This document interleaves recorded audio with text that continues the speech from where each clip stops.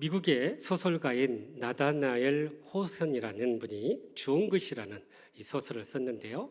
이 배경이 17세기 미국 보스턴에서 있었던 이야기입니다. 헤스터 프린이라는 여성이 있었는데 이분이 어떤 분과 간음을 하여서 아이를 낳게 됐어요. 당시만 해도 청교도의 엄격한 사회에 있기 때문에 그가 재판에 넘겨져서 판사는 그에게 평생 이 간음했다는 죄, 어덜터리라는 그 영어의 대문자 A를 이마에 이렇게 새기고 살도록 했던 거예요. 참 부끄럽고 힘든 일이었지만 그렇게 그가 그 모든 것들을 받아들이고 또 회개하고 낳은 아이를 정성껏 돌보고 그러면서 열심히 또 신앙생활을 하면서 다른 사람들 돌보고 그렇게 시간이 흘렀습니다.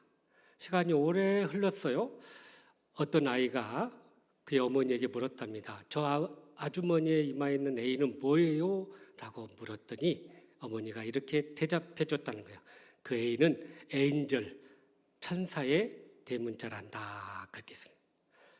과거에 그러한 실수와 제약이 있었지만 그가 열심히 그 모든 것들을 이렇게 만회하고 또 신앙생활하고 열심히 그렇게 섬겼더니 많은 사람들이 그를 천사로 인정하고 받아들였던 거예요. 우리가 이 땅에 살면서 때때로 실수도 하고 또 잘못도 하고 죄를 범할 수가 있어요. 그러나 우리 믿음의 성도들은 다시 일어날 수 있답니다. 왜요? 하나님께서 우리를 용서해 주시기 때문에. 용서해 주시는 그 하나님의 사랑과 은혜가 있기 때문에 우리는 다시 일어나서 회복하게 되고 이전보다도 더 복된 삶을 살아가게 될 줄로 믿습니다. 성경은 물질 중심의 이 세상적인 복을 우리에게 전혀 다른 성경의 복을 말씀하고 있습니다. 그러니까 물질이나 성공이나 또는 명예나 권력의 이런 복이 아니라 주님 안에서 주어지는 관계의 복, 또 평안과 기쁨과 은혜와 충만한 복을 말씀하고 있다는 거예요. 우리가 이 복을 소유할 때 진정한 샬롬의 복을 누리게 되고 형통한 삶을 살아가게 될 줄로 믿습니다. 오늘 말씀은 어떤 사람이 진정한 복 있는 삶인가에 대해서 우리에게 말씀해 주고 있어요. 우리가 읽은 시편 112편은 111편과 짝이 되는 시입니다. 그래서 그 내용도 주제도 비슷합니다.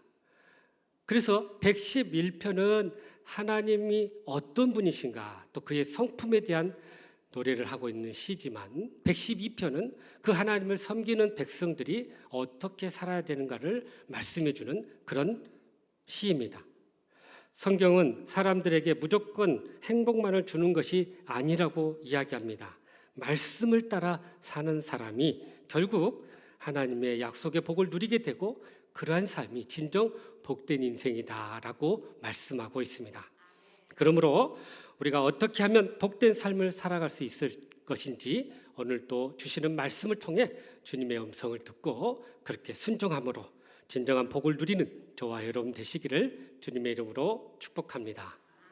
먼저 1절과 2절 말씀을 같이 읽겠습니다. 시작.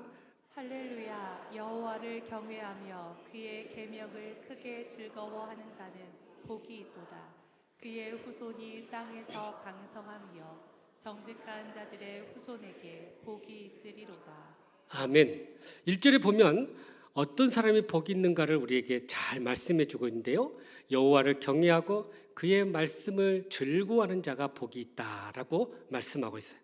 여러분 우리가 이 말씀을 시편 1편 2절에 나오는 말씀과 이렇게 서로 중복이 되는데 시편 1편 2절에 또 이런 말씀 있죠. 오직 여호와의 말씀을 즐거워하여 그의 율법을 주야로 묵상하는 자가 복이 있다라고 말씀하고 있습니다. 여러분 하나님을 경외하는 인생은 하나님의 말씀을 즐거워하고 하나님의 말씀 가운데 거하고 순종함으로 그 인생이 하나님의 복이 임한다라고 말씀하고 있는 것입니다. 하나님을 경외한다는 게 뭘까요? 히브리어 야레라는 단어인데 이 두려워하다라는 말을 가지고 있어요.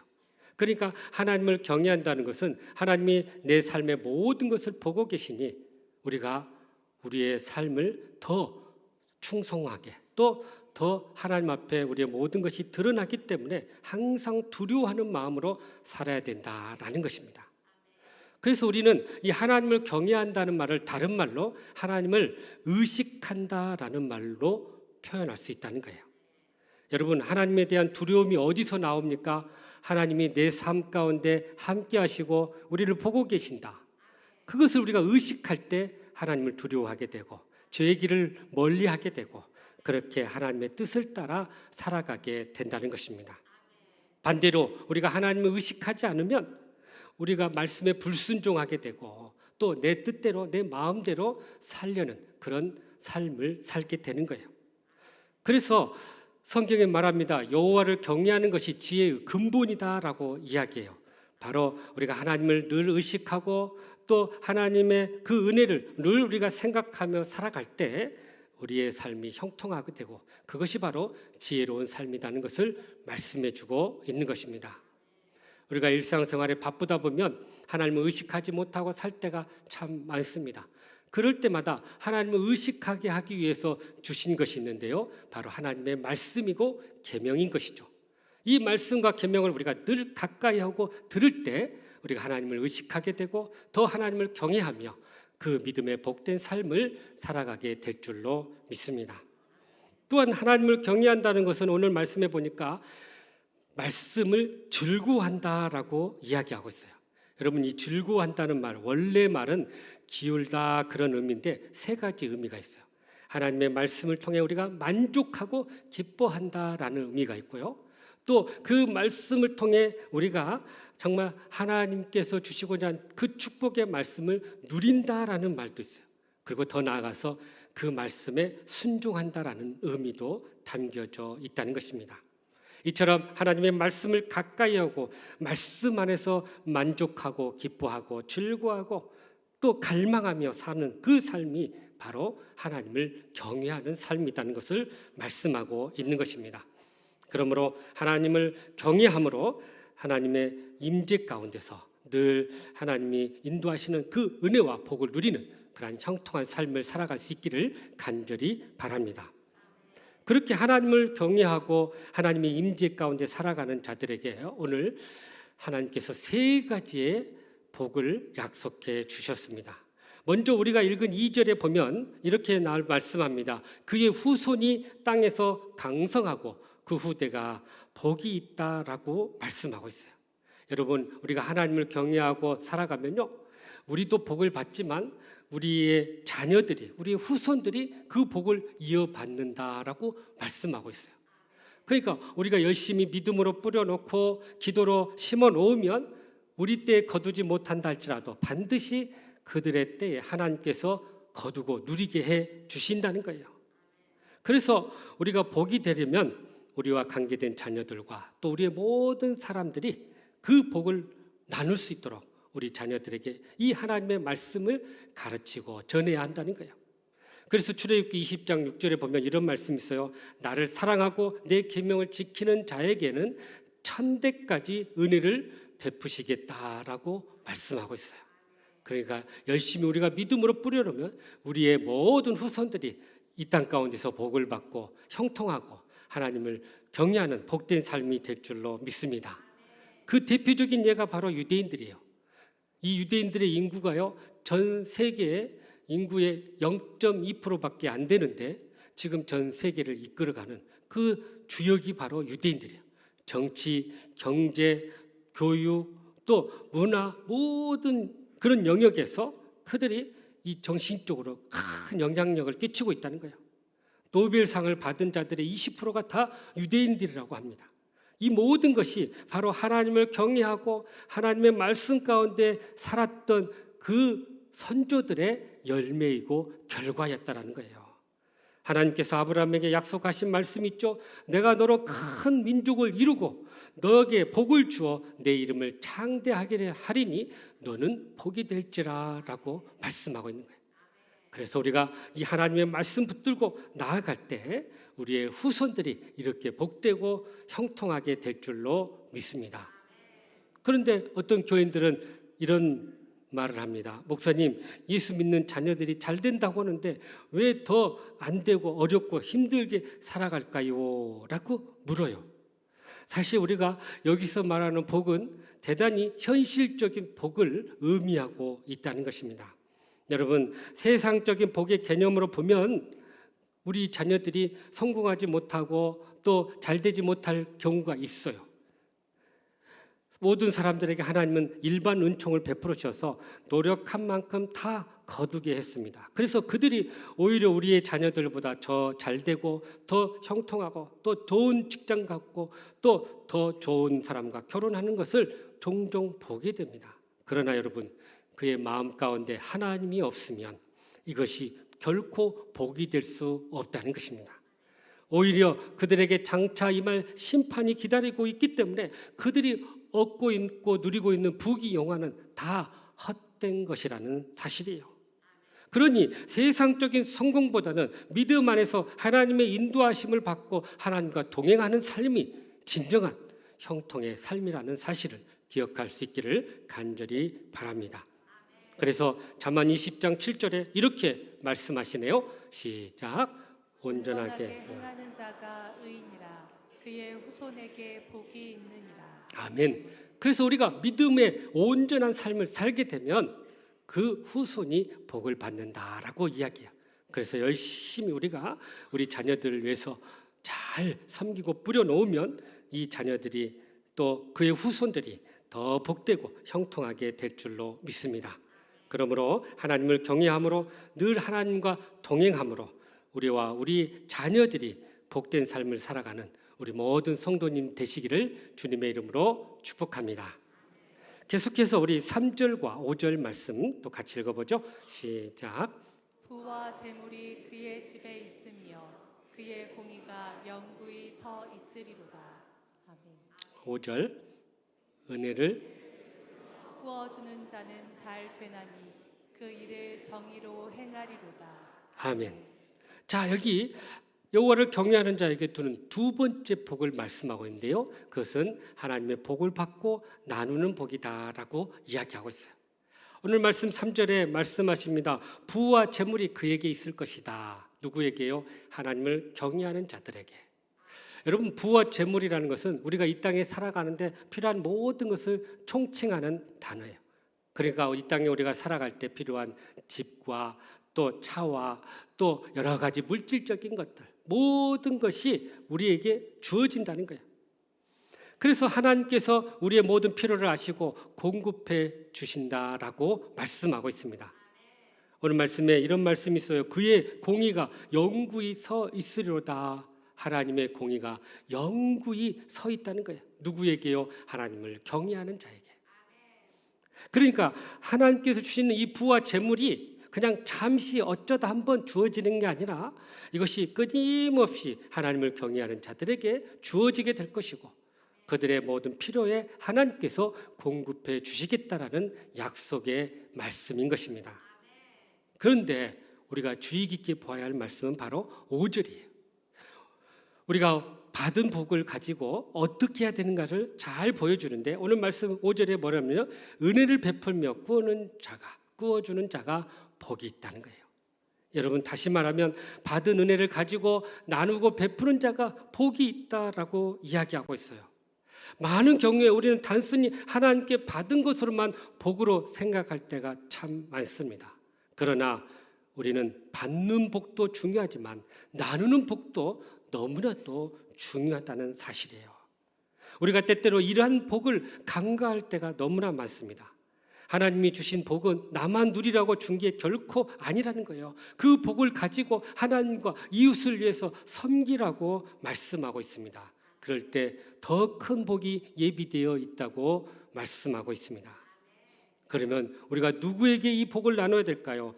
그 복의 대상이 누구일까요? 성경은 그들을 제일 1차적으로 가난하고 또 힘들고 작은 자들에게 나누라고 이야기합니다. 과부와 고아와 나그네와 같은 그러한 작은 자들을 먼저 섬기라고 말씀하고 있습니다. 그들은 그들의 힘으로 스스로 살아갈 수 없는 자들이요. 그래서 우리가 이들에게 더 관심을 가지고 다가가야 한다는 거예요. 우리 주변에 병든 자들, 가난한 자들, 소외된 자들을 더 찾아 나서야 한다는 거야. 특별히 이러한 명절을 우리가 이렇게 맞이할 때 이러한 분들이 더 어렵고 힘들다는 것을 우리가 알아야 한다는 것입니다. 성경은 이러한 자들에게 한 것이 곧 예수님께 한 것이다 라고 말씀하고 있습니다. 예수님 자신이 이러한 작은 자들과 동일시하고 있다는 거예요. 그래서 이 작은 자를 섬기는 것이 곧 예수님을 섬기는 것이다 라고 말씀하고 있는 것입니다. 여러분, 우리 주변에 이러한 자들이 있다면 그것은 하나님께서 우리가 섬기도록 우리에게 맡겨주신 분이라는 것을 꼭 기억할 수 있기를 간절히 바랍니다. 우리가 그들을 섬길 때 하나님의 사랑이 그들에게 흘러가게 되고 이를 통해서 나눔의 복이 더 풍성하게 우리에게로 돌아온다라는 사실입니다. 그래서 주님께서도 우리에게 말씀하시기를 주는 것이 받는 것보다 복이 있다라고 말씀하고 있어요. 여러분, 우리가 가진 것이 있어서 나눈 것이 복일까요? 아니면 부족하고 어려워서 꾸는 것이 복일까요? 우리가 당연히 가진 것이 있는 것을 나누는 것, 베푸는 것이 복이라는 것을 우리는 기억해야 할 것입니다. 그런데 하나님의 은혜로 받은 것을 마치 자기 힘으로 얻은 것이냐, 자기 것으로만 여기고 자기만 누리는 것은 결코 복이 될 수 없다는 거예요. 그 복이 우리 안에만 머무르게 되면 그것은 썩어지게 된다는 것입니다. 결국 누가 나누고 베푸냐, 어떤 사람이 이렇게 하나님의 말씀에 순종하냐, 받은 은혜를 깨닫고 감사하는 자가 결국 나누게 되더라는 것입니다. 결코 재물이 많아서 나누는 것이 아니에요. 여유가 있어서 나누는 게 아니에요. 거저 받은 은혜 감사해서 나누는 자가 진정 믿음의 삶이라는 것입니다. 그러면 나눈 것이 더 많은 것으로 돌아온다는 것이 이게 바로 성경의 비밀인 거예요. 나누고 베풀면 없어진 것 같지만 오히려 더 많은 것으로 하나님께서 채워주신다 약속하고 있습니다. 여러분, 오늘 우리의 말씀의 제목이 뭐예요? 복이 될지라 그래요. 사실 이게 어디서 많이 듣던 말씀이죠? 창세기 12장 2절의 말씀이에요. 그런데 여러분, 여기서 우리가 한 가지 질문을 하게 돼요. 왜 복을 많이 받아라 라고 하지 않고 복이 되라 라고 이야기했을까요? 여기에는 놀라운 비밀이 있습니다. 그것은 복을 단순히 어떤 물질과 대상으로 여기는 것이 아니라 하나님의 복은 관계이기 때문이에요. 하나님의 복이 하나님과의 관계에서 주어지게 되고 하나님의 복을 받은 자로서 우리가 또 다른 사람과 관계를 통해서 그 복을 나누게 된다는 것입니다. 그러니까 하나님의 복은 관계의 복이고 영적인 복이에요. 그래서 복의 사람이 되라라고 이야기하고 있어요. 우리는 많이 그러잖아요. 복을 많이 받으십시오. 복 많이 받으십시오라고 이야기해요. 이것은 기복적 신앙이에요. 그런데 복이 되라라는 것은 복의 사람이 되어서 다른 사람을 섬기라는 거예요. 창세기 12장 3절에 보면 이런 말씀이 있어요. 너를 축복하는 자를 내가 축복하고 너를 저주하는 자를 저주하리라 라고 이야기합니다. 사실 이게 굉장히 무서운 말이에요. 내가 다른 사람에게 어떻게 보여지냐에 따라서 그 사람에게 복이 되고 저주가 될 수 있다는 거예요. 그러니까 단순히 읽어볼 때는 저 사람이 나를 축복하면 복을 받겠지라는 것을 생각하는데 반대로 생각해야 돼요. 우리가 저 사람에게 어떻게 행동했을 때 그 사람의 입에서 축복이 나오고 저주가 나올 수 있다는 거예요. 그러니까 1차적인 책임은 우리에게 있는 거예요. 우리가 어떻게 그들에게 대했을 때 그들의 입에서 축복이 나오도록 할 때 그들이 축복을 받게 된다는 것입니다. 그러므로 우리가 모든 사람과 이러한 화평의 관계를 맺을 때 우리는 모든 사람과 축복의 관계를 맺게 될 줄로 믿습니다. 네덜란드 령 뉴긴이라는 섬에서 7년 동안 선교 활동을 했던 한 선교사님의 짧은 간증이 있었어요. 어느 날 선교사님이 돈을 들여서 이 파인애플 밭을 일구어 가지고 나무를 심었다고 합니다. 열매가 맺을쯤 되는데 열매가 하나 둘씩 없어지는 거예요. 이상하다. 왜 그러지? 하고 했더니 밤에 보니까 누군가 와서 몰래 따가는 거예요. 그 저 사람 누군가 하고 봤더니 원주민들이었어요. 그래서 안 되겠다 싶어서 울타리도 치고 경고문도 붙여가지고 못하도록 막았던 거예요. 그런데 그렇게 해도 파인애플은 계속 없어져요. 도저히 안 되겠다. 저 사람들하고 싸워서는 이거 뭐 선교도 안 되고 안 되겠다 싶어서 그냥 하나님 앞에 맡기고 이렇게 생각해 보니까 이것이 하나님께 나의 준 것이고 이것은 그냥 내가 나눠야 될 것이구나 생각하고는요 마음을 비웠답니다. 그리고는 울타리도 다 절거하고 경고문도 떼고 이제 알아서 마음껏 드십시오 하고 내버려 뒀대요. 그랬더니 그 사람들이 오히려 적게 먹은 거예요. 왜요? 이상하다. 저 사람 왜 저러나 하고 두려운 마음이 생긴 거예요. 그리고 따먹는 것이 잘못된 것을 알고 죄책감에 이렇게 빠진 거예요. 그래서 마을 대표가 와서 그러더래요. 왜 이렇게 다 오픈하셨습니까? 그랬더니 그냥 마음껏 드십시오. 이건 제가 하나님께 받은 은혜 그냥 나누고 싶습니다. 그랬더니 이 마을 사람들이 마음을 열기 시작했어요. 그래서 한두 명씩 와서 이제 평안하게 자유롭게 먹다 보니까 서로 관계가 편안해지고 화평하게 되었던 거예요. 그러다 보니까 복음이 더 잘 증거되고 그 마을 사람들이 복음을 받아들이는 놀라운 역사가 있었다는 거예요. 여러분, 우리가 나누면 하나님께서 모든 것을 책임져 주시고 다시 채워 주신다는 거예요. 그래서 시편 37편 25절 26절에 이렇게 말씀하시네요. 시작. 내가 어려서부터 늙기까지 의인이 버림을 당하거나 그의 자손이 걸식함을 보지 못하였도다. 그는 종일토록 은혜를 베풀고 꾸어주니 그의 자손이 복을 받는도다. 아멘. 그러니까 시편 기자가 보니까 자기가 늙기까지 가만히 보니 의인이 버림을 당하거나 그 자손이 이렇게 걸식함을 보지 못했다는 거예요. 종일토록 하나님께서 은혜를 베풀어 주시니 그 자손이 복을 받더라라고 고백하고 있어요. 여러분, 이렇게 우리가 화평의 삶을 살고 또 열심히 뿌려놓으면 결국 우리도 복을 받지만 우리 자녀들이 이 땅 가운데서 복을 받게 될 줄로 믿습니다. 그러므로 우리도 먼저 하나님을 경외함으로 이 약속의 복을 받아 누리기를 간절히 바랍니다. 나아가서 이것들을 나누어서 더 큰 나눔의 축복을 누리는 저와 여러분 되시기를 주님의 이름으로 축복합니다. 마지막으로 우리 6절에서 8절 말씀이네요. 시작. 그는 영원히 흔들리지 아니하며 의인은 영원히 기억되리로다. 그는 흉한 소문을 두려워하지 아니하며 여호와를 의뢰하고 그의 마음을 굳게 정하였도다. 그의 마음이 견고하여 두려워하지 아니할 것이라. 그의 대적들이 받는 보응을 마침내 보리로다. 아멘. 아멘. 자, 우리가 다시 한번 정리해 보면 하나님을 경외하면 어떤 복을 받아요? 우리와 우리 자손들이 복을 받는다. 이 땅 가운데서 강성하게 된다. 형통하게 된다. 두 번째는 하나님께서 부와 재물을 허락해 주시고 또 뿐만 아니라 그것을 나누었더니 더 큰 은혜로 채워 주신다는 복이에요. 세 번째는 신앙의 견고함의 복을 약속하고 있습니다. 오늘 말씀 우리 읽었던 말씀에 보니까 흔들리지 아니한다. 두려워하지 않는다. 또 8절에 보면 마음이 견고한다. 이런 표현들이 반복되고 있어요. 우리의 삶의 자리를 가만히 보면 참 어렵고 힘들 때가 참 많습니다. 그런데 하나님을 경외하는 자들은 흔들리지 않고 오히려 더 굳게 세워지게 되고 견고하게 세워진다라고 말씀하고 있습니다. 여러분, 하나님을 경외하면 어떤 고난 속에서도 흔들리지 않는 견고한 신앙을 갖게 된다는 거예요. 우리가 삶을 통해서 세상의 고난도 있고 사탄의 유혹과 시험과 공격도 있습니다. 그러나 하나님께서 그렇게 하나님을 경외하는 자들을 하나님이 지켜주시니 그렇게 견고한 신앙을 소유하게 된다는 것입니다.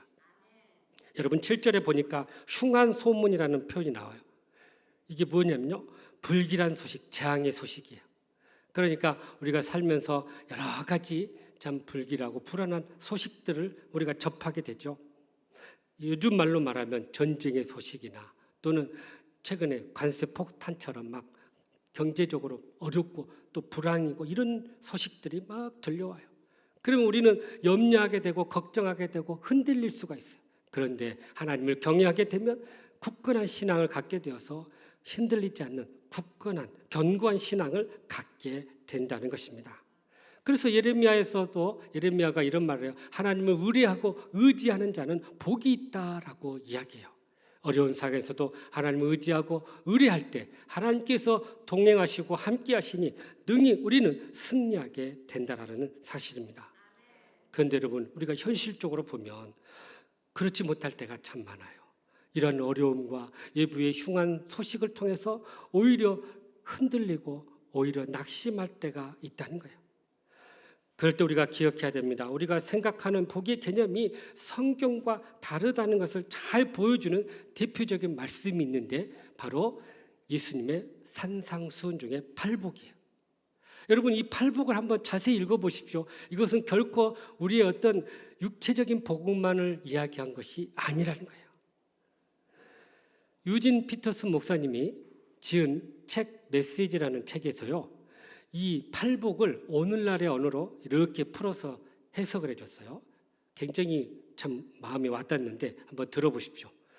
벼랑 끝에 있는 너희는 복이 있다. 너희가 작아질수록 하나님과 그분의 다스림은 커진다. 가장 소중한 것을 잃었다고 느끼는 너희는 복이 있다. 그때야 너희는 가장 소중한 분의 품에 안길 수 있다. 더도 말고 덜도 말고 자신의 모습 그대로 만족하는 너희는 복이 있다. 그때 너희는 돈으로 살 수 없는 모든 것의 당당한 주인이 된다. 남을 돌보는 너희는 복이 있다. 그렇게 정성 들여 돌보는 순간에 너희도 돌봄을 받는다라고 이야기해요. 마지막, 하나님께 헌신했기 때문에 박해를 받는 너희는 복이 있다. 그 박해로 인해 너희는 하나님의 나라에 더 깊이 들어가게 된다라고 말씀해요. 마지막에 이 표현이 우리가 참 눈에 띄는데, 하나님께 헌신했기 때문에 오는 이 박해와 고난을 받는 자가 복이 있다라고 이야기해요. 왜요? 그 박해를 통해서 우리에게 더 큰 상급이 주어지기 때문이에요. 우리가 혹시 생각지 않은 고난을 겪을 때 여러분 이렇게 생각해야 돼요. 왜 이 고난이 나에게 오나라고 보다는 하나님께서 이 고난을 통해서 나에게 어떤 복을 주시려고, 어떤 상급을 주시려고, 얼마나 많이 베푸시려고 이것을 나에게 허락하셨는가, 그렇게 물을 수 있어야 된다는 거예요. 그것이 바로 고난 앞에서 흔들리지 않는 견고한 신앙인의 삶이라는 것입니다. 이러한 하나님의 섭리를 깨닫는 자만이 믿음 안에서 견고한 신앙을 소유하게 되고 어떤 상황에서도 승리하게 될 줄로 믿습니다. 1863년 게티스버그에서 미국의 남북전쟁에 아주 중요한 전투가 있었습니다. 북군을 지휘하는 총사령관 링컨이 그 군대가 점점 열세에 빠지기 시작해요. 그런데 놀랍게도 링컨은 그의 마음에 평온함을 유지하고 있었습니다. 그때 이 모습을 본 참모가 이렇게 물었습니다. 국가의 장래가 이렇게 불투명하고 위기 가운데 있는데 어떻게 그렇게 평온하실 수 있습니까? 라고 물었던 거예요. 그러자 링컨이 이렇게 대답했습니다. 나는 지금껏 하나님께 기도하고 우리의 장래를 하나님께 맡겼습니다. 그래서 그 기도대로 될 줄로 믿기 때문에 내 마음 평안합니다 라고 고백했던 거죠. 여러분, 하나님을 의지하는 자는 태산이 흔들려도 요동하지 않는다는 사실입니다. 왜냐하면 고난은 살아계신 하나님과 동행하는 것이고 또 어떤 풍파가 있도 그 하나님께서 우리를 구원해 주시기 때문인 것입니다. 여러분 기억하십시오. 고난 속에 반드시 하나님의 축복과 상급이 예비되어 있다는 사실입니다. 그래서 시편 40편 2절에 이렇게 말씀하시네요. 시작. 나를 기가 막힐 웅덩이와 수렁에서 끌어올리시고 내 발을 반석 위에 두사 내 걸음을 견고하게 하셨도다. 아멘. 우리가 인생길을 살다 보면 기가 막힐 웅덩이와 수렁 같은 일을 겪을 때가 있어요. 여러분, 이 기가 막힐 웅덩이가 오늘로 보니까 무슨 말이냐면 구덩이, 감옥 또는 이런 무덤, 이런 의미를 가지고 있어요. 아주 절망적인 상황이죠. 그런 상황에 처할 수도 있고 수렁, 늪 또는 진흙에 빠져서 헤어나지 못하는 그런 삶도 있다는 거예요. 그런데 하나님께서 우리를 이 절망 가운데서 우리를 끌어올리셔서 뭐라고 해요? 반석 위에 세우사 우리의 걸음을 견고하게 하시겠다라고 말씀해요. 바로 하나님을 경외하는 자에게 이러한 복이 있다라는 사실입니다. 그러므로 우리가 삶 가운데 여러 가지 어려움이 있다 할지라도 하나님을 경외함으로 그 하나님을 의뢰하고 그래서 더욱더 견고히 서서 모든 고난을 이겨내는 저와 여러분 되시기를 간절히 바랍니다. 사랑하는 성도 여러분, 진정 복된 삶을 살아가기를 원하십니까? 그렇다면 오늘 주신 말씀처럼 먼저 하나님을 경외함으로 우리뿐만 아니라 우리의 자손들이 복을 받을 수 있기를 간절히 바랍니다. 또한 하나님을 경외함으로 부와 재물뿐만 아니라 그 재물을 나누고 베품으로 나눔의 축복을 누릴 수 있기를 간절히 바랍니다. 나아가서 어떤 고난과 시험 속에서도 하나님만 의뢰하고 하나님만 경외함으로 흔들리지 않는 견고한 신앙을 소유할 수 있기를 간절히 바랍니다. 그리하여서 진정한 복의 사람이 되어 많은 사람들 그 복을 나누는 복된 삶이 되시기를 주님의 이름으로 축복합니다. 기도하겠습니다. 사랑과 은혜가 풍성하신 하나님, 참으로 우리의 삶에 많은 고난과 어려움이 있다 할지라도 하나님을 경외함으로 우리의 자손이 복을 받고 또 형통의 복을 누리고 또 견고한 신앙으로 승리해 나가는 우리 모든 성도들 되게 하여 주시옵소서. 예수님의 이름으로 기도하옵나이다. 아멘.